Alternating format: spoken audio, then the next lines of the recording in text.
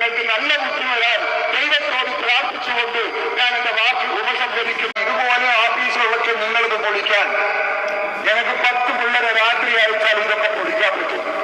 ഞാൻ പിണറായി വിജയനോട് പറയുന്നു, അന്തസ്സുള്ളൊരു രാഷ്ട്രീയ നേതാവിന്റെ